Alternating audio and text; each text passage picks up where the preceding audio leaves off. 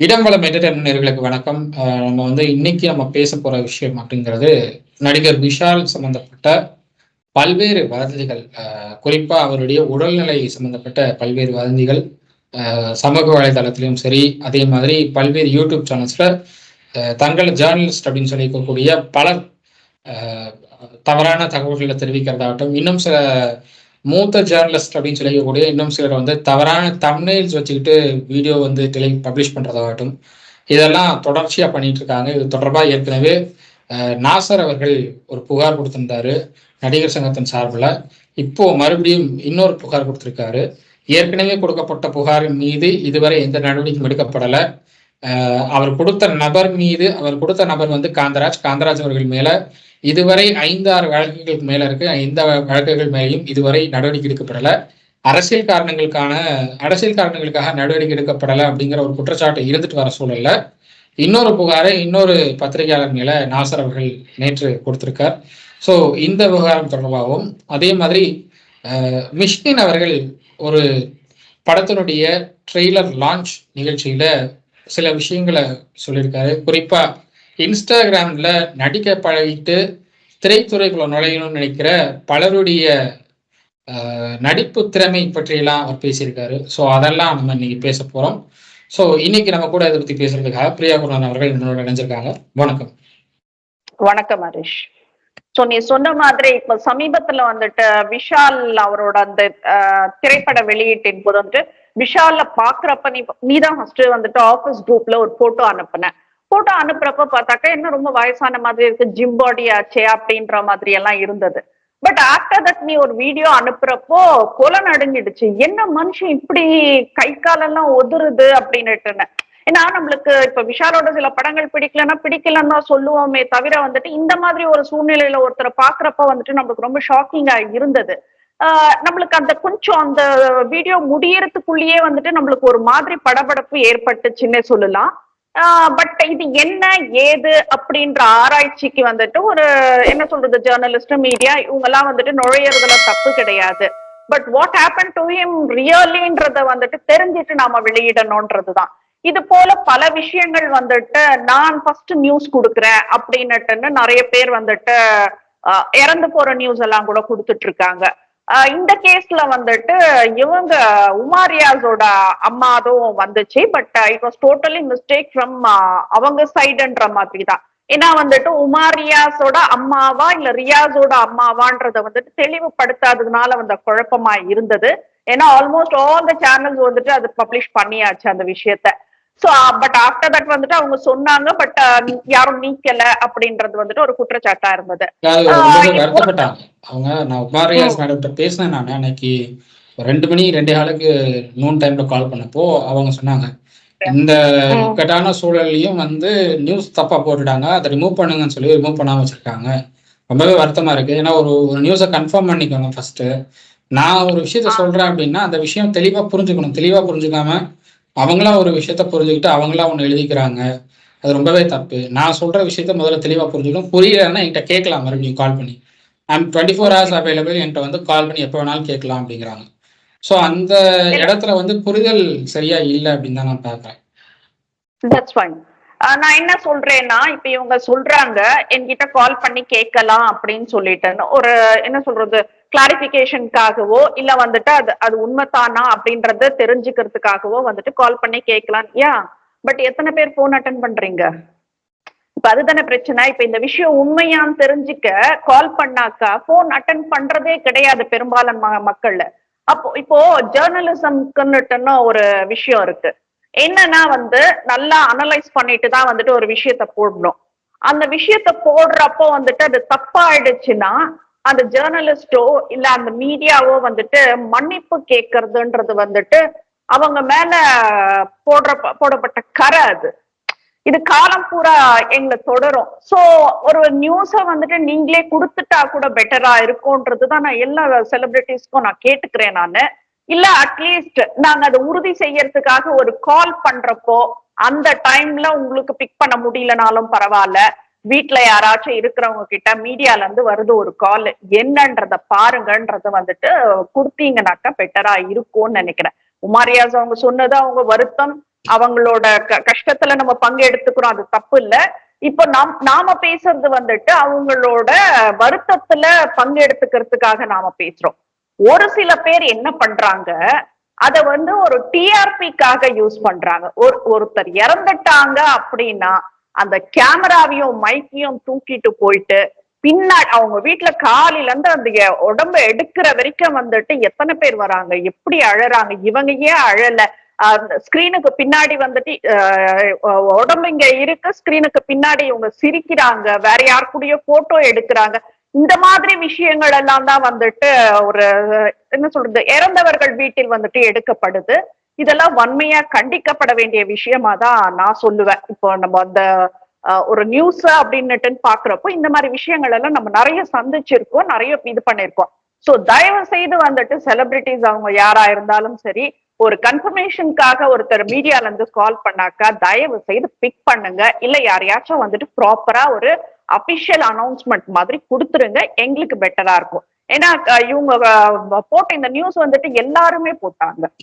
உமாரியாஸோட தாயார் மரணம்ன்றது வந்துட்டு எல்லாருமே போட்டுட்டாங்க. இப்ப நம்ம யார் யார போய் தடுக்க முடியும் சொல்லு பாக்கலாம். அப்புறமா ஈவினிங் வருது நியூஸ், அது உமாரியாஸோட அம்மா இல்ல ரியாஸ் கானோட அம்மா அப்படின்னு சொல்லிட்டு. சோ என்ன சொல்றது, ஒரு மீடியா வந்துட்டு தப்பான நியூஸ குடுக்கற மாதிரி ஒரு நிலை ஏற்படுத்தாதீங்க அப்படின்றத நான் கேட்டுக்கிறேன். இப்போ will come to Vishal news Harish. இப்ப இது என்னன்னா, இவருக்கு ஒரு உடம்பு சரியில்லைன்றப்ப வந்துட்டு அவரே வந்துட்டு ஒரு மெடிக்கல் இது வாட் எவர் இட் இஸ், ஸ்கூல்ல மெடிக்கல் ரிப்போர்ட்ஸ் சப்மிட் பண்ற மாதிரி something he has submitted, okay fine. But அது it was from his side. அப்போ வந்துட்டு we have to respect it இல்லையா? நம்ம வாய்க்கு வந்தபடி எல்லாம் வந்துட்டு ஒருத்தரை பத்தி தப்பு தப்பா பேசுறது, நடிகைகளை இணைச்சு பேசுறது, இதெல்லாம் வந்துட்டு என்ன வர்க்கம்ன்றது எனக்கு தெரியல சத்தியமா. அது யூடியூப சேக்வரா அதான் பேசினாரு அப்படின்ற மாதிரி சொல்லப்படுது. இது நடிகர் விஷால் வந்துட்டு மது பழக்கத்திற்கு அடிமையானதால் தான் அவருக்கு வந்துட்டு உடல்நிலை இந்த மாதிரி ஆயிடுச்சு அப்படின்றது, இந்த கை கால் நடுக்க இன்னும் நிறைய சொல்லியிருக்காரு அப்படின்றதுதான். ஒரு 2-3 சேனல்ல அவர் வந்துட்டு பேட்டி கொடுத்திருக்காரு. அதுல 2 சேனல் மேலயும் வந்துட்டு இது போட்டிருக்காங்க, நடவடிக்கை எடுக்க சொல்லி தேனாம்பேட்டை காவல் நிலையத்துல நாசர் கொடுத்திருக்காரு கம்ப்ளைண்ட் அப்படின்ற மாதிரி வந்திருக்கு. ஓகே, இப்போ நான் என்ன சொல்றேன், அந்த சேக்வரா அவர் மேலயும் சரி, 2 யூடியூப் சேனல் மேலயும் சரி நீங்க வழக்கு பதிவு செஞ்சிருக்கீங்க. அப்ப இதுக்கு முன்னாடி நீங்க எந்த இதுவுமே நீங்க கம்ப்ளைண்ட் கொடுக்கலையான்றதுதான் என்னோட கேள்வி. எத்தனையோ விஷயங்கள் நடந்திருக்கு, ஏன் இது வரைக்கும் வந்துட்டு எந்த ஆக்ஷன் இப்ப இல்லன்னா வந்துட்டு சினிமா ரிகார்டிங் வந்துட்டு இது வரைக்கும் எந்த கம்ப்ளைண்ட்டுமே ரைஸ் ஆகலையா? அப்போ அதுக்கு என்ன நிவர்த்தி பண்ணிருக்காங்க அரசுன்றதுதான் ஒரு பெரிய கேள்விக்குறி. நானு கண்டிப்பா வந்துட்டு இந்த அடுத்த சப்ஜெக்டுக்கு போறது வந்துட்டு நானு பெண்களோட சப்ஜெக்ட்ன்றதுனால நான் வாய்ஸ் ரைஸ் பண்றேன். அது யாரு கவர்மெண்டா இருந்தாலும் பரவாயில்ல, நமக்கு அது பிரச்சனை கிடையாது. பெண்களுக்கு நீதி கிடைக்கணும். இப்ப நம்ம வந்துட்டு ஒரு சட்டத்துல வந்துட்டு திருத்தங்கள் ஏற்படுத்துறோம், ஒரு மசோதா கொண்டு வரும். அப்படி இருக்கும் போது பெண்களுக்கு பாதுகாப்பு இல்ல. இப்போ கோர்ட்ல கூட சமீபத்துல ஒரு ஜட்ஜ்மெண்ட் வந்தது, அந்த வேலை செய்யற இடத்துல தவறான பேச்சு இருந்தா கூட வந்துட்டு நடவடிக்கை எடுக்கப்படும்னுட்டு வருது. அப்ப இந்த அளவுக்கு வந்து சட்டங்கள் வந்துட்டு பெண்களுக்கு சாதகமாக இருக்கும் போது கூட ஒரு ஆக்ஷன் எடுக்க முடியலன்னா எப்படின்றதுதான் எங்க கேள்வி. இப்போ ஐ எம் டாக்கிங் அபவுட் ஒரு சேனல்ல, எனக்கு தெரியல இப்ப இங்க உட்காந்துட்டு அந்த சேனல்ல பத்தி சேனல் பேரெல்லாம் சொல்லலாமான்றது எனக்கு தெரியல, கிஷோர் எப்படி ரியாக்ட் பண்ணுவாருன்னு எனக்கு தெரியல. So I don't want to mention the name. நடிகைகளை குறிச்செல்லாம் வந்துட்டு ரொம்ப கேவலமா, ரொம்ப அசிங்கமா வந்து இவரு காந்தராஜ் பேட்டி கொடுத்திருக்காரு. நீ பேர் மென்ஷன் பண்ணன்றதுனால நான் பேர் சொல்றேன். காந்தராஜ் வந்துட்டு பேட்டி கொடுத்திருக்காரு. இல்ல, பேட்டி எடுத்தவர் பேரையும் சொல்லலாம், தப்பு இல்ல. பேட்டி எடுத்தவர் பேரையும் சொல்லலாம், தப்பு இல்ல. ஓகே, இல்ல எனக்கு புரியல, காந்தராஜ் யாரு? நீங்க யாரு சார்? அது ஒரு நடிகை இப்படி இருக்கணும் அப்படி இருக்கணும்னு சொல்றதுக்கு நீங்க யாரு சார்? உங்க அப்பாவா, அம்மாவா, அண்ணனா, தம்பியா? நீங்க யாரு சார்? நீங்க ஏன் சார் வந்துட்டு அவங்க படுக்கை அறையில என்ன இருக்குன்னுட்டு நீங்க 2 பேர் ஏன் சார் டிஸ்கஸ் பண்றீங்க? எனக்கு சத்தியமா புரியல இந்த விஷயம். எந்த நேரமோ பெண்களை பத்தி அவதூறா பேசுறதோ, பெண்கள் படுக்கை அறைய பத்தி பேசுறதோ, இவங்க யார வச்சிருக்கா? அவங்க என்னையா பண்றீங்க ஜேர்னலிசம்ல? நாமெல்லாம் ஜேர்னலிஸ்டியா? திண்ணையில உட்கார்ந்து பேசுற, டீ கடையில உட்கார்ந்து பேசுறது இல்லையா இது? என்னையா பண்ணிட்டு இருக்கீங்க நீங்க எல்லாம்ன்றது எனக்கு சத்தியமா புரியல.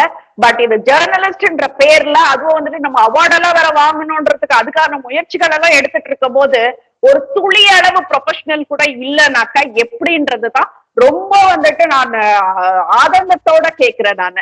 நான் அரசு கிட்ட கேக்குறேன். நான் என்ன சொல்றது, நீங்க கண்டிப்பா இதுக்கு நடவடிக்கை எடுத்தே ஆகணும்னு சொல்றேன். அப்போ ஒருத்தர் தப்பு செய்யறவன் வந்துட்டு ஆளும் கட்சியோட அரசோட வந்துட்டு என்ன சொல்றது தகுந்த மாதிரி போயிட்டாக்கா அவங்களெல்லாம் விடுவிச்சிருவீங்களா நீங்க? இது எந்த வகையில நியாயம் சொல்லுனா? பெண்களுக்காக பேசுறேன் நானு. இப்போ இந்த விஷயத்த பத்தி வந்துட்டு ரோஹிணி சென்னை போலீஸ் கமிஷனர் அலுவலகத்துல புகார் ஒண்ணு கொடுத்திருந்தாங்க. அதுல என்ன சொல்லியிருக்காங்கன்னா, செப்டம்பர் 7ஆம் தேதி வந்துட்டு யூடியூப் சேனல் ஒண்ணுல வீடியோ ஒண்ணு பதிவேற்றம் செய்யப்பட்டிருக்கு.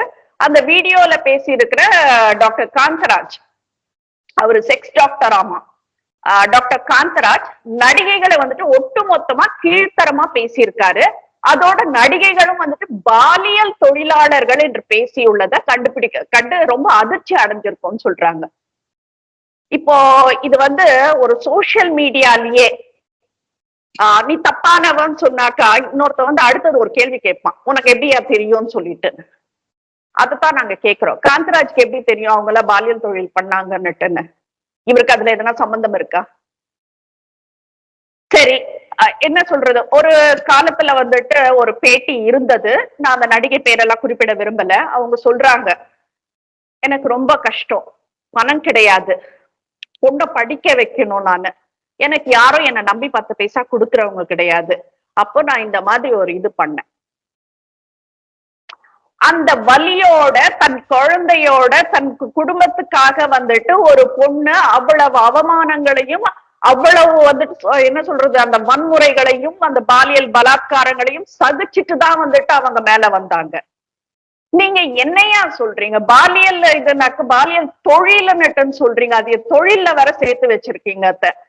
என்னன்றது எனக்கு புரியல. அவரு காந்தராஜ் வந்துட்டு பேட்டி கொடுத்திருக்காருன்னு ரோஹிணி மேடம் சொல்லியிருக்காங்க. மேடை நாகரீகமோ, அது எப்படி அது இந்த வார்த்தை பேசுறவங்களுக்கு நாகரீகம் தெரியும்ன்றது எனக்கு தெரியல. மேடை நாகரிகம் இல்ல சமூக பொறுப்பு இல்லாமல் தனக்கு தோன்றியதெல்லாம் வந்துட்டு பேசியிருக்காரு. எல்லா நடிகைகளையும் கொச்சைப்படுத்தி பேசியிருக்காங்க. இதுக்கு வந்துட்டு தண்டனைக்குரிய குற்ற செயலாகும்னுட்டு சொல்லி காந்தராஜ் மேல போட்டிருக்காங்க, சட்டப்படி நடவடிக்கை எடுக்கணும்னுட்டுன்னு. சரி, ஒருத்தர் வந்துட்டு இவ்வளவு ஆதங்கத்தோட அந்த ஒரு பொறுப்பான ஒரு விஷயமா வந்துட்டு ரோஹிணி, ஏன்னா இது வந்து இதுல கேரளால எல்லாம் வந்துட்டு நிறைய விஷயங்கள் இந்த மாதிரி எல்லாம் வந்துட்டு நடிகைகளுக்கு நடந்ததுன்றதுனால வந்துட்டு இங்க இவங்களை வந்துட்டு ஒரு அதுக்கான ஒரு ரெஸ்பான்சிபிள் பர்சன் அப்படின்ற மாதிரி ரோஹிணியை தேர்ந்தெடுத்திருக்காங்க. she is raising a question, she is filing a complaint. அதுக்கு இன்ன வரைக்கும் ஒரு முடிவில்லை. அதுக்கு இப்ப என்ன சொல்றீங்க, அவங்க பண்ணது தப்பு இல்லைன்னு சொல்ல வரீங்களா?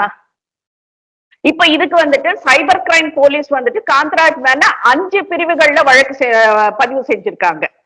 அந்த 296 அது வந்துட்டு பொது வெளியில ஆபாசமா பேசுறது, 75 பாலியல் தொந்தரவு, 79 பெண்களின் மாண்பை அவமதித்தல்.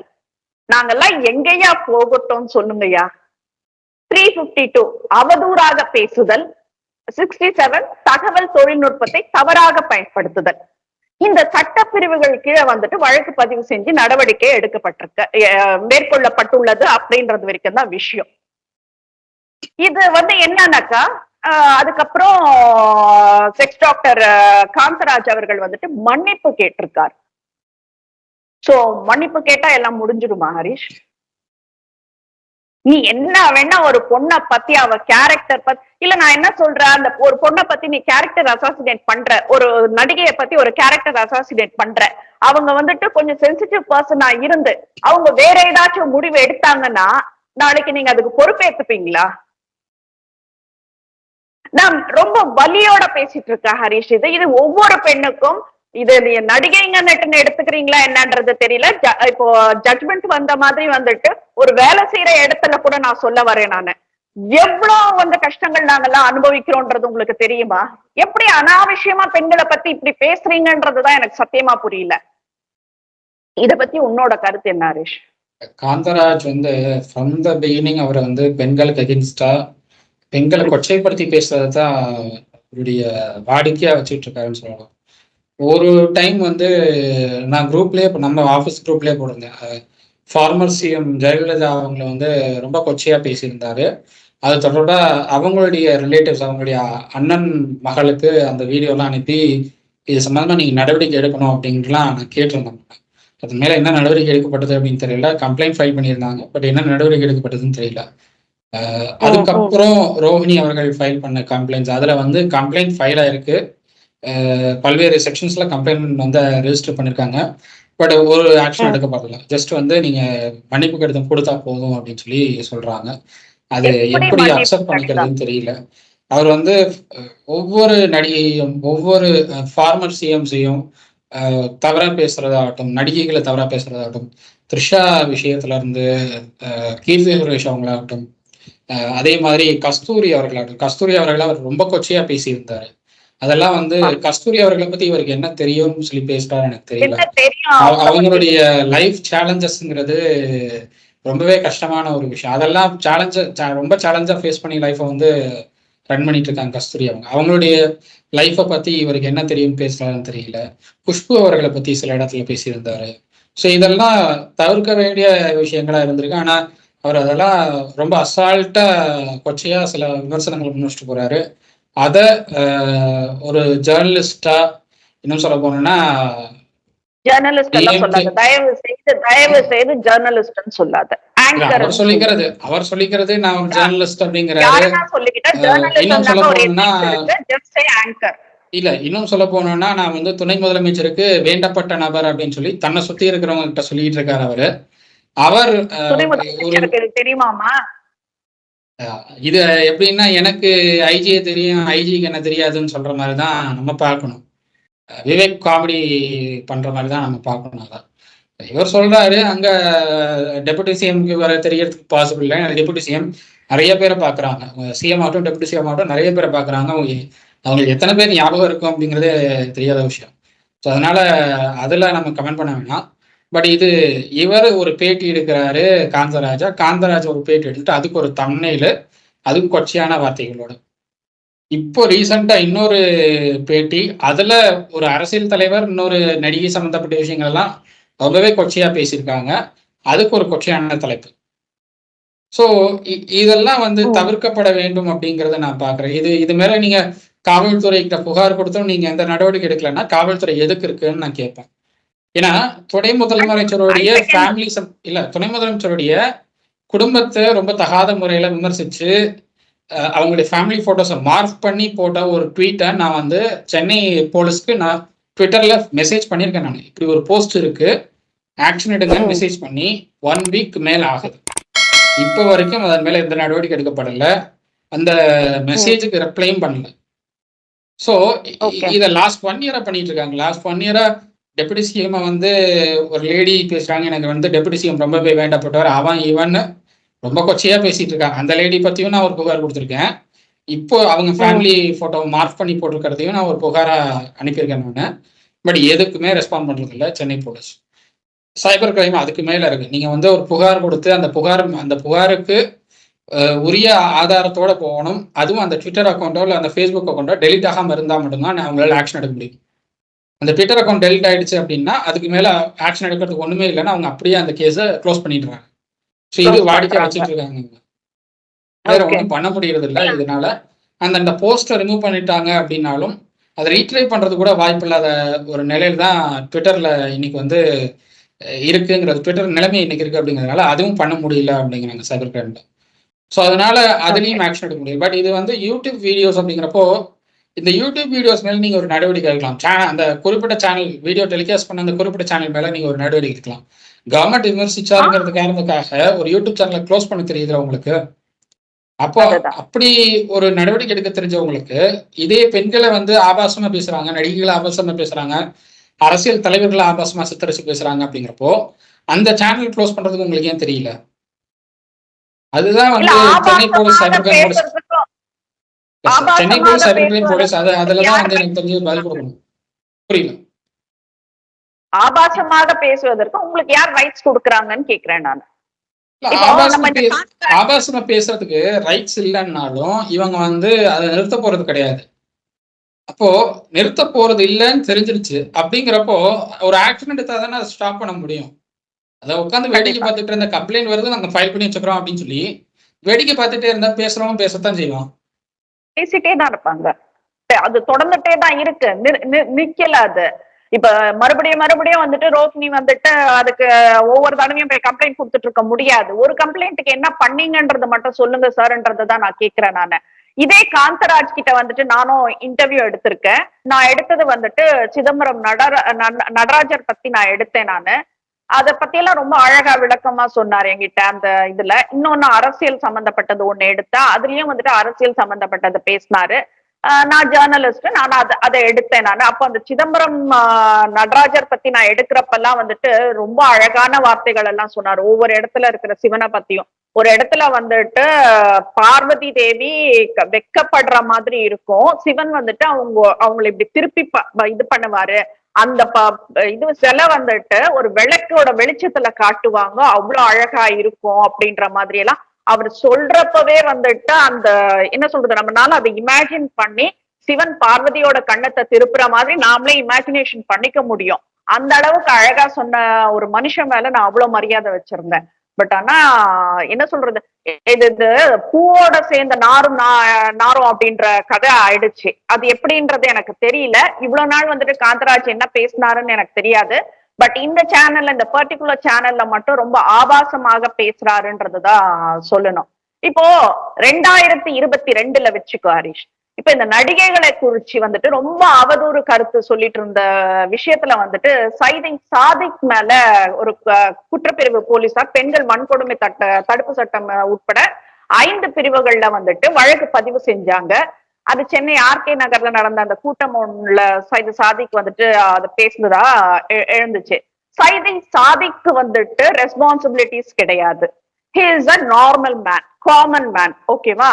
அப்படி இருக்கும் போது அவர் பேசினார்னா அதுல அர்த்தம் இருக்குது. நாம மீடியா முன்னாடி ஒரு கேமராவும் மைக்கும் வச்சுட்டு நாம பேசுறோம்னாக்கா நம்மளுக்கு அதுக்கான ரெஸ்பான்சிபிலிட்டிஸ் இருக்கணும். யாரோ பணம் கொடுக்குறாங்க, அதுல நானும் ஒரு யூடியூப் சேனல்ல நடத்துறேன்னு சொல்லிட்டு இப்ப எங்க போனாலும் தடுக்கி விழுந்த யூடியூப் சேனல், அதுல யாரோ கொடுக்குற பணத்தை அந்த மனுஷனையும் ஏமாத்தி நம்ம ஒரு சேனலை நடத்தி அதுல வர்றது வருமானம். இப்போ நம்ம பேசுதான் எனக்கு தெரியும், எல்லாமே தெரியும். எனக்கு பேச வேண்டான்றதுனால நான் அமைதியா போறேன் நானு.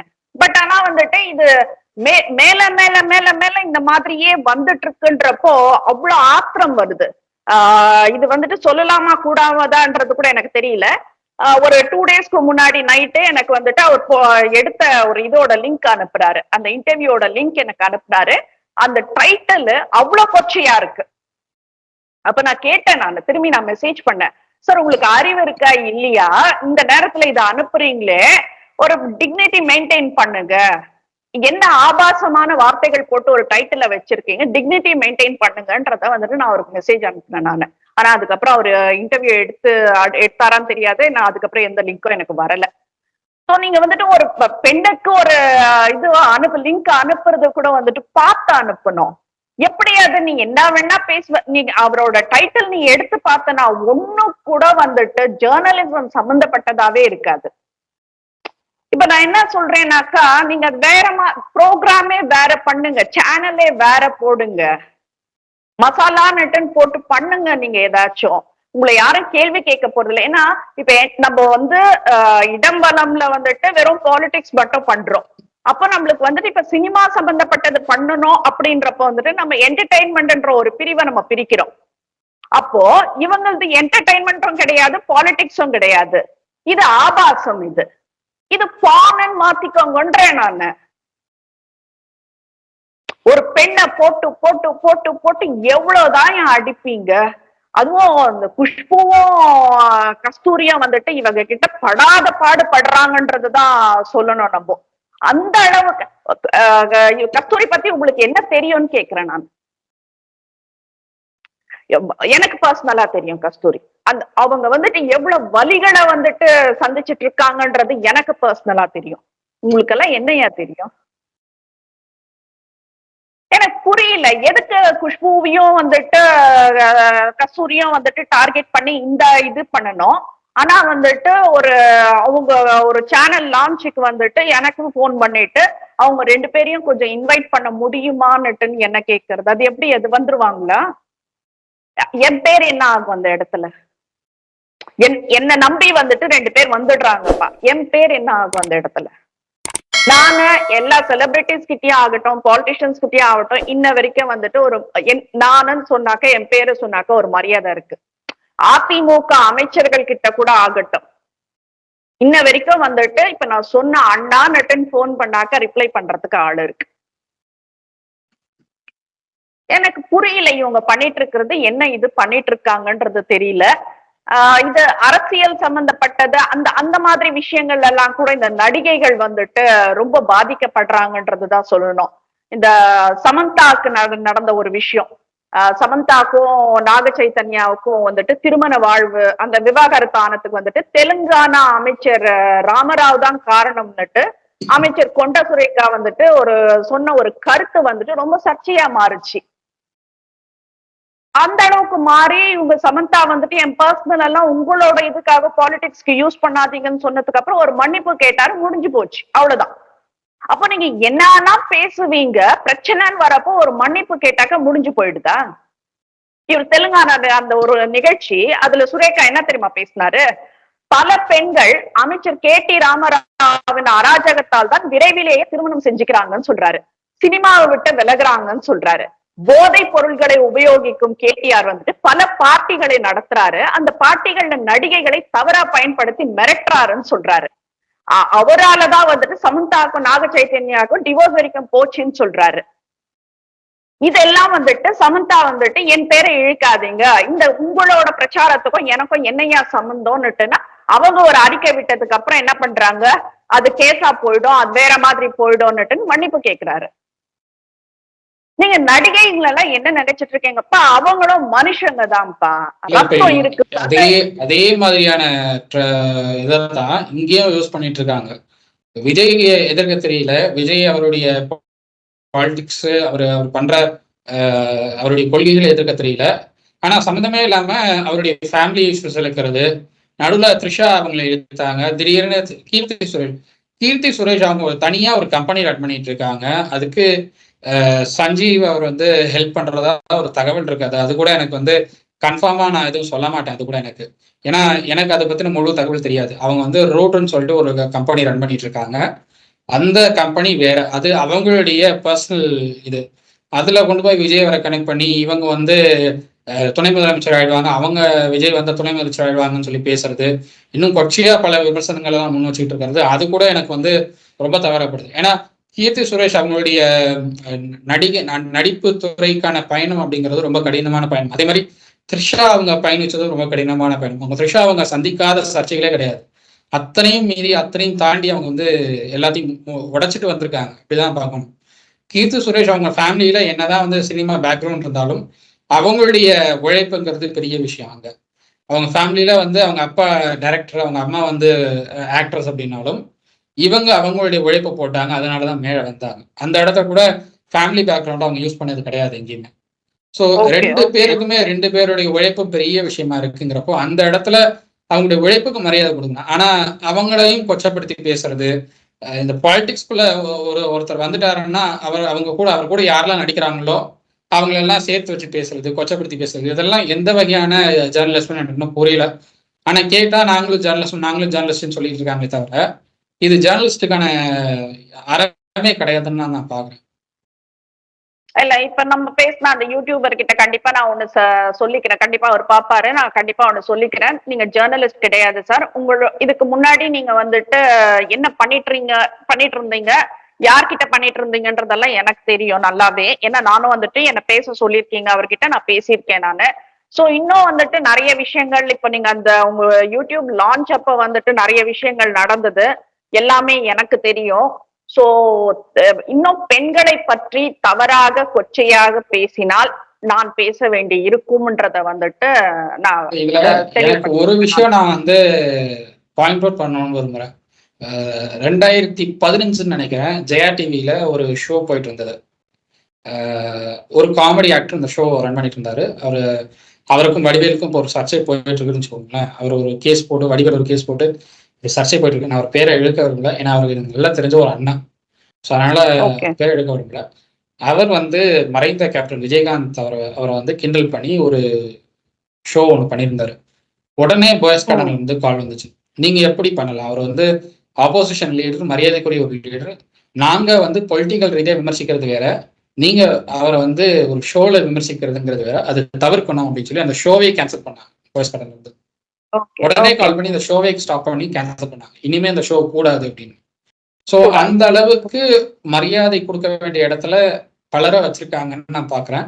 அண்ட் அதே மாதிரியான மரியாதை எல்லா இடத்துலையும் எல்லாருக்கும் கிடைக்கணும் அப்படிங்கிறதான் நான் எக்ஸ்பெக்ட் பண்றது. அது சினி இண்டஸ்ட்ரி ஆகட்டும், பாலிடிக்ஸ் ஆகட்டும், எல்லாரும் எல்லா இடத்துலையும் கொடுக்கணும் அப்படிங்கிறதான் நான் எக்ஸ்பெக்ட் பண்றது. உங்களுக்கு ஒருத்தர் படி தெரியும்னா நீங்க பேசலாம், அது கூட நீங்க டிக்னிட்டியா பேசணும். என்ன சொல்றது, அவங்களுடைய பர்சனல் இஷ்யூஸ்லாம் போகாம மேலோட்டமா அவங்கள பத்தி என்ன தெரியுமோ அதை பத்தி பேசினா மட்டுமே போதும். அவங்கள பத்தி தெரியாத விஷயங்கள், பர்சனல் மேட்டர்ஸ்லாம் நீங்க இழுக்க வேண்டிய அவசியமே இல்லை. ஒருத்தர் டிவோர்ஸ் ஆகுது அப்படின்னா டிவோர்ஸ் ஆகுறது பத்திலாம் நீங்க உட்காந்து 3 பேர் 4 பேர் உட்காந்து அதுக்கு ஒரு பட்டிமன்றம் மாதிரி நடத்தி பேசிட்டு வேண்டிய அவசியமே இல்லை. நீங்க பட்டிமன்றம் நடத்துறதுனால ஒருத்தருடைய லைஃப் ஸ்பாயில் ஆகுதுங்கிறது தான் எனக்கு ரொம்ப வேதனையா இருக்கு. நான் ரொம்பவே எனக்கு ரொம்ப தெரிஞ்ச, எனக்கு ரொம்ப பிடிச்ச ஒருத்தருடைய ஃபேமிலி நீங்க நடத்தின பட்டிமன்றத்தாலதான் ஸ்பாயில் ஆயிருக்குங்கிறப்போ, அதை விட எனக்கு தெரிஞ்ச இந்த ஜேர்னலிசம்னு நீங்க பண்ணிட்டு இருக்கிற இந்த கேவலமான ஒரு வேலைக்கு இதை எப்படி நான் எடுத்து சொல்றதுன்னு எனக்கு தெரியல. இல்ல, இந்த டிவோர்ஸ்ன்ற விஷயத்துக்கு ஒரு சில விஷயங்கள் நான் சொல்ல கடமைப்பட்டிருக்கேன். நான் என்ன சொல்றேன்னா, divorce it is between divorce separated, it is between husband and wife. அவங்க பர்சனல் லைஃப் சம்பந்தப்பட்டது. குழந்தைகளுக்கு கூட அதை பேசுறதுக்கு ரைட்ஸ் கிடையாது. அப்படி இருக்கும் போது இவங்க ஏதோ தொடர்ச்சியா அவரு ஒரு நெகட்டிவ் இதுல இருக்கும் போதோ, ஒரு பெண் மீது ஆணுக்கு அந்த அபிப்பிராயம் இருக்கும் போதோ, இல்ல ஆண் மீது பெண்ணுக்கு அபிப்பிராயம் இருக்கும் போதோ அவங்களுக்கு ஒரு பிரேக்கப் தேவைப்படுது, இல்ல ரொம்ப அது எக்ஸ்ட்ரீம்க்கு போறதுனால அது டிவோர்ஸ் வரைக்கும் போகுது. டிவோர்ஸ் பண்ணிட்டாங்கன்னா அது முடிஞ்சு போச்சுன்னுட்டுன்னு ஆண்களும் நினைக்கிறது இல்ல, பெண்களும் நினைக்கிறது இல்ல. ஏன்னா அந்த மெமரி சுத்திட்டே இருக்கும். எப்படி அது இப்போ நீ வச்சுக்கோ, நீ ஒரு 5 வருஷம் கூட வச்சுக்கோ, ஒரு ஹஸ்பண்ட் அண்ட் ஒய்ஃப் 5 இப்ப இருக்கிற ஸ்பேன் அதுதான், லைஃப் ஸ்பேன் அதுதான் நடக்குது. நான் சொல்றது அந்த 5 இயர்ஸ்ன்னே வச்சுக்கோ. அந்த 5 இயர்ஸ்னாலும் 2 பேருக்குள்ள நடந்த அந்த அந்யோனங்கள், சிரிப்புகள், அந்த உணர்ச்சிகள், அந்த என்ன சொல்றது அழுகைகள், அந்த அழுகைக்கு வரப்ப அந்த அரவணைப்புகள் எத்தனையோ விஷயங்கள் இருக்கு ஹஸ்பண்ட் அண்ட் ஒய்ஃப்குள்ள. நீ ஏதோ ஒரு ரீசன், அந்த ரீசனை நான் டிவோர்ஸ்க்கு இதுதான் காரணம்னுட்டுன்னு வெளி உலகத்துக்கு எல்லாத்துக்கும் சொல்ல வேண்டிய அவசியம் யாருக்கும் கிடையாது. நான் கோர்ட்டுக்கு சொல்றேன், கோர்ட் அதை அக்செப்ட் பண்ணி டிவோர்ஸ் கொடுத்தா கொடுக்கட்டும், இல்லைனாக்கா ஒன்னா வாழ சொல்லி கவுன்சிலிங் கொடுத்தா கொடுக்கட்டும். It is between these 2 people. எதுக்கு சொசைட்டி பேசணும்னு கேக்குறேன் நான் இத பத்தி. இப்போ ஒரு பொண்ணுக்கு துன்புறுத்தல் இருந்தது, ஒரு என்ன சொல்றது பிசிக்கலா அபியூஸ் ஆச்சு அப்படின்றப்ப நாம எல்லாம் குரல் கொடுக்கலாம். ஒரு பிசிக்கலா அபியூஸ் நடக்கிற இடத்துல எல்லாருமே இன்டர்ஃபியர் ஆகலாம், அதுக்கு யாரோட பெர்மிஷனும் நம்மளுக்கு தேவையில்லை. இப்போ நம்ம 2 நாளைக்கு முன்னாடி பார்த்ததா தெலுங்கானால வைஃப்குள்ள ஒரு மிஸ் அண்டர்ஸ்டாண்டிங்ன்றதுனால கொலை பண்ணிட்டு குக்கர்ல போட்டு வேக வச்சிருக்காரு. சோ அந்த மாதிரி மென்டாலிட்டிகள், அந்த மாதிரி சைக்கோக்கள் எல்லாம் இருக்கதான் செய்யுது. சோ நம்ம அதுக்குள்ள எல்லாம் அந்த மாதிரி விஷயங்கள்ன்றப்போ அது என்ன ஏது அவனுக்கு தண்டனை வாங்கி கொடுக்கணும்ன்ற முயற்சியில நாம இறங்கலாமே ஒழிய, 2 பேரும் மியூச்சுவலா அண்டர்ஸ்டாண்டிங்ல இவங்களுக்கு ஃபேமிலி இருக்கு, இவங்களுக்கு ஃபேமிலி இருக்கு, அவங்க ஒரு செலிபிரிட்டின்றதுனால எல்லாமே பப்ளிக் பண்ண வேண்டிய அவசியம் கிடையாது. ஏதோ ஒரு ரீசன் அவங்களுக்குள்ள இருக்கு, சோ டிவோர்ஸ் பண்றாங்க, அவ்வளவுதான் மேட்டரு. இது எதுக்கு எல்லாரும் உட்கார்ந்து ஒரு என்ன சொல்றது ஒரு வாக்குவாதம் மாதிரி பண்ணிட்டு இருக்காங்கன்றது எனக்கு புரியல. இப்போ நமக்கு நல்லா தெரியும், ஜிவி பிரகாஷ் சைந்தவி சைல்ட்ஹுட்ல இருந்து ஃப்ரெண்ட்ஸ், அந்த ஒரு விஷயம் நடக்கிறப்போ எனக்கு ரொம்ப ஷாக்கிங்கா இருந்தது. என்னடா இது அப்படின்ற மாதிரி ஷாக்கிங்கா இருந்தது. அப்போ நம்மளுக்கு அதை பத்தி பேசலாமா வேண்டாமான்னே தெரியல. நான் ஜஸ்ட் ஸ்டே ஸ்ட்ராங்னு மட்டும் நான் போட்டேன் நான் ஜிவிக்கு. அவரு ஒரு தம்ஸ்அப் போட்டாரு, அதோட சரி. நம்ம வேற எதுவும் நம்ம பேசுறதுக்கு இல்ல அந்த இடத்துல.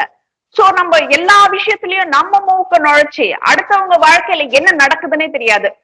இப்ப இன்னைக்கு காலையில இருந்து ராத்திரி வரைக்கும் என் வீட்டுல என்ன நடக்குதுன்னு நான் வெளியில சொல்ல வேண்டிய அவசியம் கிடையாது. நீங்க எப்படி ஜட்ஜ் பண்றீங்க இந்த மாதிரி விஷயங்கள்லாம் கேக்குறேன் நானு. எல்லாத்துலயும் மூக்க நுழைச்சிட்டு எல்லார பத்தியும் தப்பு தப்பா பேசிட்டு, அதுவும் வந்துட்டு ஒரு பெண்ணை பத்தி கொச்சையா பேசணும்னாக்கா முதல்ல அவ கேரக்டர் அசாசினேட் பண்றது, ஃபேமிலிய வந்துட்டு இது பண்றது, டார்கெட் பண்றது. என்ன மாதிரி மனநிலையில இருக்கீங்கன்றது தெரியல. தயவு செய்து நான் போலீஸ் கிட்ட நான் கேட்டுக்கிறேன், நானு அரசு கிட்ட கேட்டுக்கிறேன். காந்தராஜ் பேசினதுக்கு என்னதான் முடிவு? மன்னிப்பு கேட்கறதுனால வந்துட்டு அந்த பொண்ணை பத்தி கொச்சையா பேசுனதெல்லாம் வந்துட்டு இல்லைன்னு ஆயிடாது. அந்த பெண்களோட போட்டோ வந்துட்டு அந்த அவர் பேசுறப்போ வந்துட்டு போட்டது வந்துட்டு குஷ்புது இவங்குது எல்லாம் தான் வந்துட்டு இருந்தது, கஸ்தூரி இதெல்லாம் தான். So this is not at all fair. அப்போ ஒருத்தர் வந்துட்டு இப்போ நம்ம சமீபத்துல ஒரு விஷயம் பார்த்தோம்.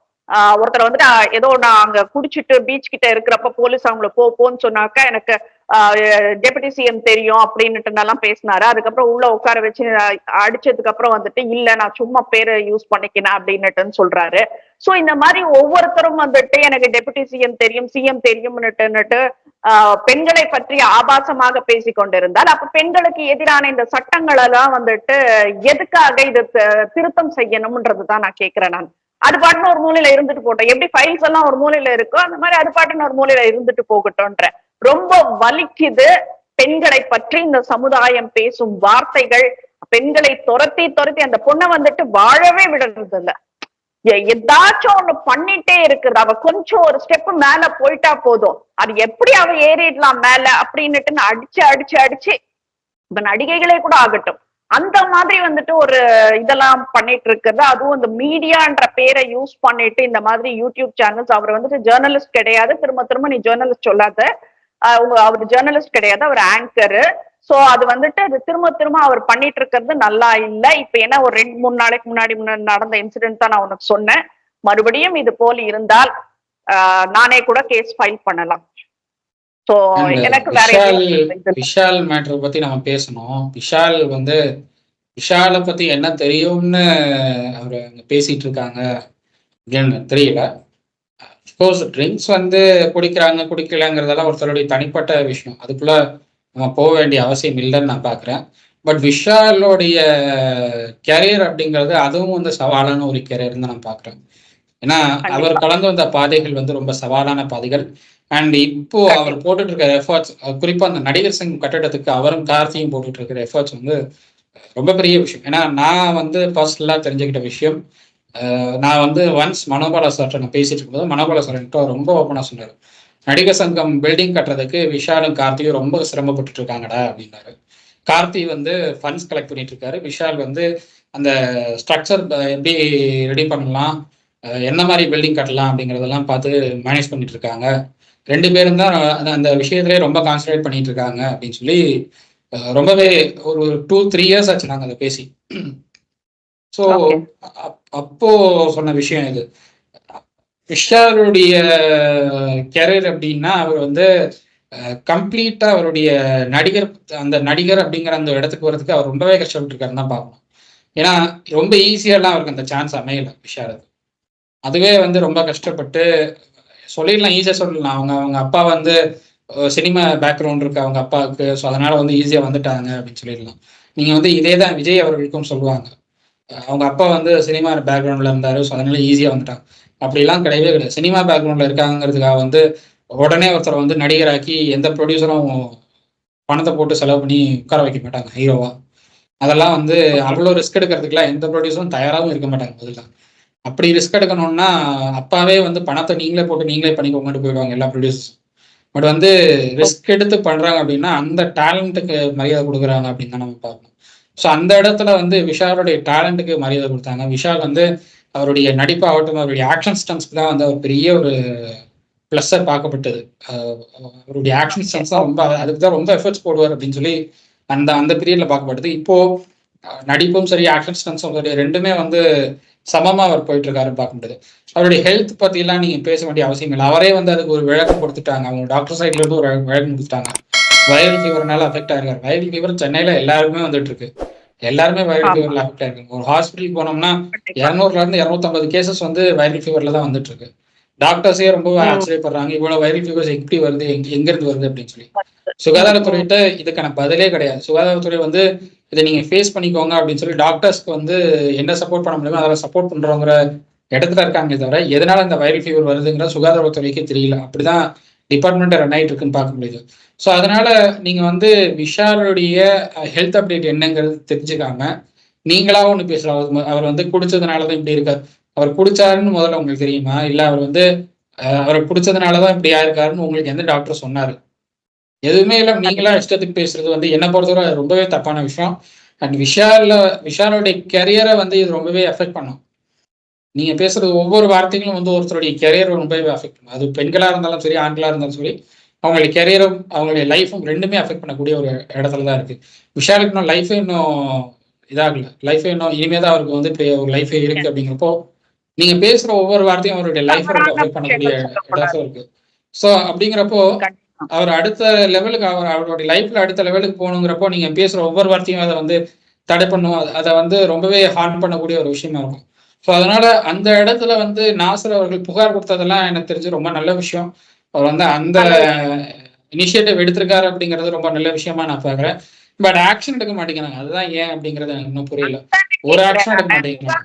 கொடுத்து என்ன பண்ண போறோம்? நம்ம புகாரங்களை மட்டும் வந்துட்டு குவிச்சு வச்சுட்டு என்ன பண்ண போறோம்? ஆக்ஷன் எடுக்கணும் இல்ல, அதுக்கான ப்ரெஷர் நம்ம கொடுக்கணும் இல்ல. சோ அத நீ சொல்ற அந்த ஜேர்னலிஸ்ட் வந்துட்டு அடுத்த தடவை வந்துட்டு இந்த மாதிரி ஏதாச்சும் பேசா கண்டிப்பா நானே ஃபைல் பண்ணுவேன் நான் கம்ப்ளைண்ட். ஏன்னா என்ன சொல்றது, நாம கொஞ்சம் ஒழுங்கா இருந்துட்டு நம்ம அடுத்தவங்களை பேசலாம். உங்களை பத்தி எல்லாம் வெளியில பேச ஆரம்பிச்சாக்கா ரொம்ப கேவலமா போயிடும். அதனால வந்துட்டு நாங்க வந்துட்டு நீங்க பண்ற மாதிரி சீப் ஜேர்னலிசம் பண்றதுக்கெல்லாம் நாங்க இங்க உட்காரல. So will stop with this Harish. Next வந்துட்டு நம்ம மிஸ்கினோட இஷ்யூ போகலாம். ரொம்ப வைரலா பேசப்பட்டிருக்கிற ஒரு விஷயம் அது. அந்த பாட்டில் ராதான்ற பிலிம்க்கு அந்த லான்ச்சுக்காக வந்துட்டு நடத்தப்பட்ட ஒரு இதுல வந்துட்டு மிஸ்கின் இதை பேசிட்டாரு, அதை பேசிட்டாரு, பீப் போட்டு பேசுற மாதிரி ஆயிடுச்சு, அது இதுன்னுட்டுனால வந்துட்டு ரொம்ப பரபரப்பா பேசிட்டு இருக்காரு. அந்த ஒரு வார்த்தையை தவிர அவர் மத்த இன்ஸ்டாகிராம பத்தி பேசுனதுல வந்துட்டு எனக்கு எந்த தவறுமே தெரியல. ஏன்னா அவர் சொல்றதுதான் நடந்துட்டு இருக்கு. இன்ஸ்டாகிராம வந்துட்டு எப்படியெல்லாம் யூஸ் பண்ணணும், யூஸ் பண்ணக்கூடாது, அந்த டூஸ் ட்ரோன்ஸ்ன்றதே இல்லாம எப்படி வேணா யூஸ் பண்ணலாம். உனக்கு காசு வருதா, அவ்வளவுதான். அந்த லெவலுக்கு மக்கள் இறங்கிட்டாங்க. கல்யாணம்னு ஒண்ணு பண்றாங்க, அதுக்கப்புறம் அது சும்மா ரீலுக்காக பண்ணன்றாங்க, அதுக்கப்புறம் வந்துட்டு அவங்க வேற எங்கேயோ போறேன்றாங்க. ட்ரெஸ், அந்த ட்ரெஸ்ஸிங் சென்ஸ் எல்லாம் மாறி போச்சு. அந்த ரீல்ஸுக்குன்னு வரப்போ வந்துட்டு நம்ம என்ன சொல்றது, இப்போ பிலிம்ல போனாலே வந்துட்டு கொஞ்சம் இதுவா இருக்கு, ஆடா இருக்குன்னுட்டுன்னு நம்ம நினைக்கிறத விட ரொம்ப மட்ட ரகமா இருக்கு ரீல்ஸ்ல எல்லாம் பார்த்தேன்னா. இப்போ இன்னொரு பொண்ணு போடுற ட்ரெஸ்ஸை பத்தி நீ கமெண்ட் பண்ணாதன்னுட்டு சில பேர் வருவாங்க. பட் ஆனா பாக்குறதுக்கு முடியலன்றதுதான் சொல்ல வர. ரீல்ஸை வந்துட்டு ப்ராப்பரா யூஸ் பண்ணலாம். எவ்வளவு விஷயங்கள் இருக்கு. நாம நிறைய ரீல்ஸ் ஃபாலோ பண்றோம். எவ்வளவு விஷயங்கள், நல்ல நல்ல விஷயங்கள் எல்லாம் இருக்கு. இப்போ வீட்டுல இருக்கிற பெண்கள் கூட பண்ணலாம். இப்ப இந்த குக்கிங் எல்லாம் பண்ணிட்டு இருக்காங்க. அதை தவிர்த்து வந்துட்டு நீ ட்ரெஸ் போட்டு டான்ஸ் ஆடு. உனக்கு டான்ஸ் எல்லாம் வந்துச்சுனாக்கா அழகா ஆடு. மிஸ்கின் சொல்ற மாதிரி தான் வந்துட்டு என் மகள் மாதிரின்றதுதான் அவர் மென்ஷன் பண்ணார். தப்பா கூட அந்த மனுஷன் மென்ஷன் பண்ணல, மகள் மாதிரின்னு சொன்னாரு. அந்த ஒரு மோசமான ஒரு இதுக்கு வந்துட்டு அவ்வளோ கேவலமா ஒரு ரியாக்ஷன் உதட்ட கடிச்சிட்டு அப்படி கொடுக்குறாங்க, பார்க்கவே முடியல அப்படின்ற மாதிரி சொன்னாரு.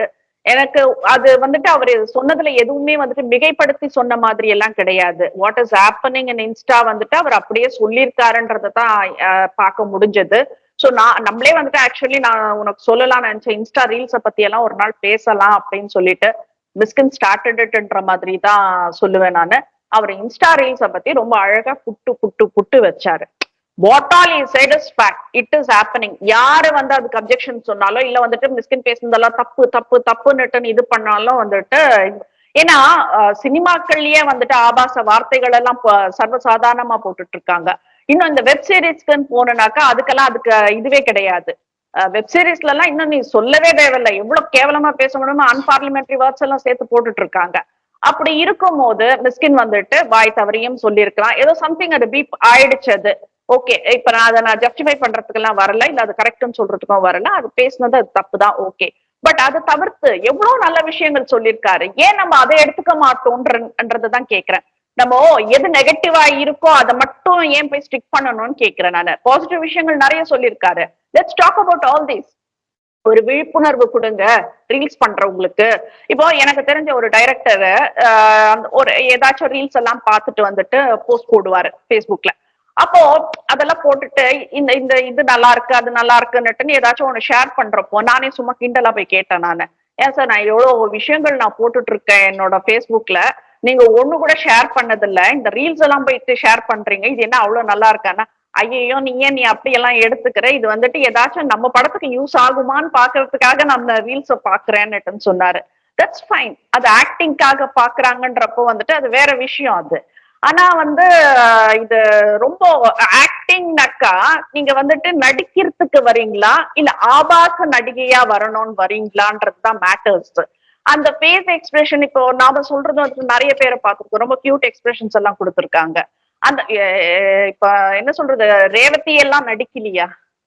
இப்ப இன்ன வரைக்கும் ரேவதி எல்லாம் நடிக்கலையா? ரேவதி எல்லாம் டாப்ல இல்லையா? அந்த மாதிரி நடிகைகள் ஆகுங்கள. இப்ப அதுக்காக வந்துட்டு ரொம்ப வந்துட்டு கட்டுக்கோப்பா இருக்கணும்ன்றதெல்லாம் கூட நாங்க சொல்லல. பட் ஆபாசம் அந்த இதுக்கு ஏன் போறீங்கன்றதான் நாங்க கேக்குறோம்.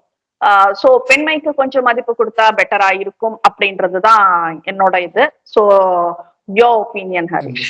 சார் பேசுனது என்ன பொறுத்தவரை ரொம்ப ரொம்ப சரியான விஷயம் பாக்குறேன். அதுவும் அவர் வந்து இன்ஸ்டா நடிக்கிறாங்க அழுகுறாங்க அப்படின்னு சொல்றதெல்லாம் எனக்கு அந்த நான் ஏற்கனவே சொல்லியிருக்கேன்னு நினைக்கிறேன். இதே மாதிரி நம்ம ஒரு எபிசோட் பண்ணும்போது நம்ம சொல்லியிருக்கேன்னு நினைக்கிறேன். சசிகுமார், டைரக்டர் சசிகுமார் வந்து ஒருத்தர் கூப்பிட்டு பேசினார் அப்படிங்கிறத நம்ம மென்ஷன் பண்ணியிருந்தாங்க. அவரை பத்தி தான் வந்து மிஷின் சார் பேசி இருந்தார் மேடையில். ஆக்சுவலா அவர் தான் வந்து இந்த அழுகிறேன்னு சொல்லி கதறாரு, நடிக்கிறேன்னு சொல்லி கொலை பண்றாரு அப்படின்னு சொல்லி பேசியிருந்தது. அதை அவரை மென்ஷன் பண்ணி தான் பேசியிருந்தாரு. அதுக்கு அந்த நபர் ஒரு எதிர்ப்பு வீடியோ வெளியிட்டு இருந்தாரு. அதை வந்து ஒரு டெலிவிஷன் சேனல் அதை வந்து டெலிகாஸ்ட் பண்ணாங்க நியூஸ்ல.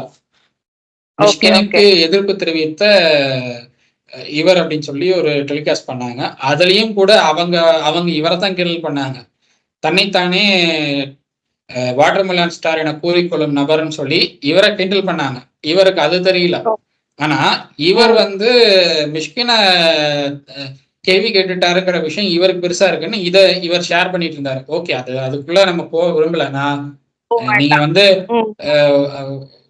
இன்ஸ்டால வந்து ஒருத்தர் படம் இது பண்றாங்க, ஒருத்தர் பேசின டைலாக் நீங்க வந்து லிப்சிங் மட்டும் கொடுத்துட்டு இருக்கீங்கிறதெல்லாம் வந்து சினிமால என்னைக்குமே ஒர்க் அவுட் ஆகாது. அப்படி பார்த்தா கூத்துப்பற்றைகள்லாம் நீங்க வந்து தேவையே இல்லை அப்படின்னு தான் நான் பாக்குறேன். ஏன்னா கூத்துப்பற்றைகள் மூலமா தான் வந்து நடிகைகள் எல்லாம் நிறைய பேர் தேர்வானாங்க. அவங்களுடைய டேலண்ட்ஸ் வந்து ரொம்ப அழகா வெளிப்பட்டது. மிஷ்கின் சார் சொல்ற மாதிரி பார்க்கணும் அப்படின்னா, மிஷ்கின் சார் வந்து அவருடைய கதைக்கு என்ன தேவையோ அதுதான் வந்து எடுத்துக்குவார். அவர் வந்து பேசுற வார்த்தைகள் ஆபாசமா இருக்குன்னா, விலங்குன்னு ஒரு சீரீஸ் வந்துச்சு, விமல் நடிச்சு வந்த ஒரு சீரீஸ். அதுல இருக்கிறது 98% அதுல வந்து ஆபாசமான வார்த்தைகள் தான் இருந்தது. 2% தான் வந்து வார்த்தைகள் கேட்கிற மாதிரி இருந்தது. 98% அதுல ஆபாசமான வார்த்தைகள் தான் இருந்தது. ஆனாலும் அதை பார்க்க வேண்டிய நிர்வாகத்துக்கு எல்லாரும் தள்ளினாங்க. ஏன்னா அது வந்து அந்த சீரீஸ் ஒரு த்ரில்லர் சீரீஸா இருந்தது. ரெண்டாவது அது வந்து பார்க்கணுங்கிற ஒரு அளவுக்கு ரிவ்யூஸ் கொடுக்க வச்சாங்க. எல்லாம் அமௌண்ட் பே பண்ணி ரிவ்யூ கொடுங்கன்னு சொல்லி எல்லாருக்கிட்டையும் பேசி பண்ணாங்க. ஸோ அந்த மாதிரி அவங்க வந்து ப்ரமோஷன் பண்ணதுனால எல்லாரும் பார்க்க வேண்டிய நிர்பந்தத்துக்கு தள்ளப்பட்டாங்க. ஆனா பார்த்ததுக்கு அப்புறம் எல்லாரும் சொன்னது என்னன்னா, 98% அதுல வந்து ஆபாசமான வார்த்தைகள் இருக்கு, கெட்ட வார்த்தைகள் இருக்கு, அதை தவிர்த்துக்கணும் அப்படிங்கிறது தான் எல்லாரும் சொன்னது. இன்னும் பல படங்கள் இருக்கு, இன்டிமேட் சீன்ஸே வச்சுக்கிறாங்க பல படங்கள்ல. சில வெப் சீரிஸ்லயும் இன்டிமேட் சீன்ஸ் எல்லாம் வருது. ஸோ இதெல்லாம் வந்து தவறா தெரியல. ஒரு டைரக்டர் இருக்காரு, அவர் வந்து ஷூட் ஸ்பாட்லயே வந்து தகாத வார்த்தைகள் தான் பேசுவார், தவறான வார்த்தைகள், கொச்சையான வார்த்தைகள் தான் பேசுவாரு. அவர் வந்து அடிக்காத ஆக்டர்ஸ் கிடையாது, அடிச்சாதான் வந்து அவங்க படத்துல நல்லா பண்ணுவாங்கங்கிறது அவருடைய நம்பிக்கை. அவர் அடிக்காத ஆக்டர்ஸே கிடையாது. அப்படிப்பட்ட ஒரு டைரக்டர் இன்னைக்கு வந்து கொடிகட்டி பறந்துட்டு இருக்காரு தமிழ் இண்டஸ்ட்ரியில. அவர் பேசுறப்பெல்லாம் உங்களுக்கு தப்பா தெரியலாம், ஆனா மிஷ்கின் பேசுறப்ப மட்டும் உங்களுக்கு தப்பா தெரியுது அப்படின்னா, நீங்க அந்த இடத்துல ஒரு பார்ஷியாலிட்டியா நடந்துக்கிறீங்க அப்படின்னு தான் பார்க்கணும். ஏன்னா இப்ப கூட ஒரு பொலிட்டிக்கல் லீடர் வந்து ஒரு வார்த்தை பேசுறாரு அப்படின்னு சொல்லி ஒரு சேனல்ல பீப் போட்டிருக்காங்க. ஆனா அவர் பேசின வார்த்தை வேற, இவங்க பீப் போட்டிருக்கிறதுக்கு எதுக்கு அப்படின்னே தெரியல. அவர் வந்து வேற ஒரு வார்த்தையை சொல்லியிருக்காரு, ஆனா இவங்க பீப் போட்டு அதை வந்து கெட்ட வார்த்தைங்கிற ரேஞ்சுக்கு மாத்திருக்காங்க. ஸோ இவங்களா வந்து கிளப்பி விடுறதான். அவர் பேசுறது தகாத வார்த்தை, அவர் பேசுறது பீப் போடுற வார்த்தை, அவர் ஸ்டைலே அதுதான். அவர் அப்படிதான் பேசுவாரு, அவருடைய ஸ்டைலே அதுதான்.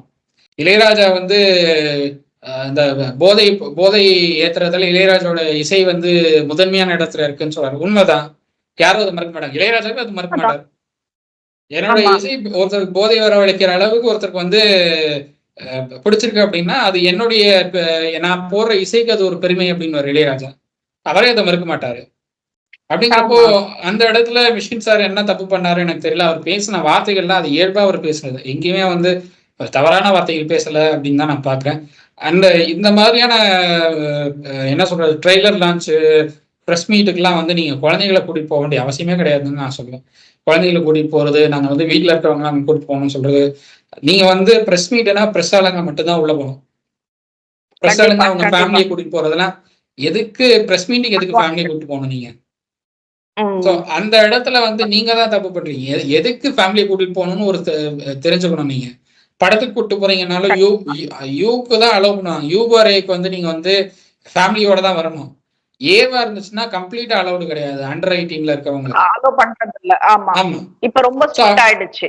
அப்படி இருக்கிறப்போ ஒரு படம் ரிலீஸ் ஆகும்போது தியேட்டருக்கே வந்து இவ்வளவு கெடுபிடிகள் இருக்கு அப்படிங்கிறப்போ ப்ரெஸ் ரிலீஸ்க்கு நீங்க யாரை எப்படி யாரை கூட்டு போகணும் யாரை கூட்டு போக கூடாதுன்னு உங்களுக்கே தெரியணும். நான் ஃபேமிலியை கூட்டு போனேன் அவர் இப்படி பேசிட்டாரு, நான் என் குழந்தைய கூட்டு போனேன் என் குழந்தை முன்னாடி இப்படி பேசிட்டாருன்னு சொல்றதெல்லாம் எந்த வகையிலும் நியாயம் இல்லைன்னு தான் நான் பாக்குறேன். மிஷ்கின் அவர்கள் பேசணும் ரொம்பவே சரியான விஷயம் தான் நான் பாக்குறேன். ஏன்னா இன்னைக்கு இன்ஸ்டால வந்து ஒருத்தர் பேசினதுக்கு லிப்சிங் கொடுத்துட்டு நான் சினிமால பெரிய ஆக்டர் ஆயிடுவேன், பெரிய இடத்துக்கு வந்துடுவேன்னு சொல்லிட்டு யாருமே வந்து இன்ஸ்டா ரீல்ஸ் மூலமா சினி இண்டஸ்ட்ரிக்குள்ள நுழைஞ்சு யாருமே இன்னைக்கு பெரிய இடத்துல இல்ல. எல்லாருமே வந்து யூடியூப் சேனல்ஸ்ல உட்காந்துட்டு இருக்காங்க, யூடியூப் கண்டென்ட்ஸ் பேசிட்டு இருக்காங்க, யூடியூப் ஷோஸ் ரன் பண்ணிட்டு இருக்காங்களே தவிர யாரும் சினிமா இண்டஸ்ட்ரியில பெரிய இடத்துக்கு வந்தது நான் பார்த்தது இல்லை. டெலிவிஷன்ல இருந்து சினி இண்டஸ்ட்ரிக்கு போனவங்க இருக்காங்க, சின்ன திரையில இருந்து பெரிய திரைக்கு போனவங்க இருக்காங்க. பட் இன்ஸ்டால இருந்து பெரிய திரைக்கு போய் சாதிச்சவங்கன்னு யாருமே நான் பார்த்தது இல்லை. அப்படி வரதுக்கான பாசிபிலிட்டிஸ் ரொம்ப கம்மி. ஏன்னா உங்களுக்கு போடுற எஃபர்ட்ஸுங்கிறது அது வேற எஃபர்ட், இது வேற எஃபர்ட். நீங்க வந்து இது அசால்ட்டா நான் லிப்சிங் பண்ணிட்டு போயிடலாம். பட் அங்கே வந்து நீங்க ஒரு டயலாக் சொல்லணும். அந்த டயலாக் வந்து நீங்க கரெக்டா டப்பிங் பண்ணும்போது லிப்சிங் பண்ணணும் கரெக்டா. இந்த டயலாக் லிப்சிங் பண்ணாம நீங்க இஷ்டத்துக்கு பேசுனீங்கன்னா அதுக்கு தனியா ஒரு டப்பிங்க்குன்னு ஒரு ஆர்டிஸ்ட் அவங்க போட வேண்டியிருக்கும். அதுக்கு தனியா ஒரு காஸ்ட் ஆகும். உங்களுக்கு ஒரு காஸ்ட் கொடுக்கணும் தண்டத்துக்கு, அவங்களுக்கு ஒரு டப்பிங்க்கு ஒரு காஸ்ட் கொடுக்கணும். ஸோ இப்படி 2 செலவாகும். ஸோ அப்படிங்கிறப்போ ரொம்பவே யோசிச்சு தான் பண்ணுவாங்க. இப்போ எனக்கு கூட மாடல்ஸ்ன்னு சொல்லிட்டு சில பேர் நீங்க ரெக்கமெண்ட் பண்ணுங்கன்னு கேட்கும்போது கூட நான் எனக்கு தெரிஞ்ச 2-3 பேரை தான் ரெக்கமெண்ட் பண்றேனே தவிர நான் வந்து இன்ஸ்டால நான் பாக்குற எல்லாரையும் நான் ரெக்கமெண்ட் பண்றது கிடையாது. ஸோ அதனால என்ன பொறுத்தவரை மிஷ்கின் சார் பேசுனதுதான் என்ன பொறுத்தவரை ரொம்ப சரின்னு தான் பாக்குறேன்.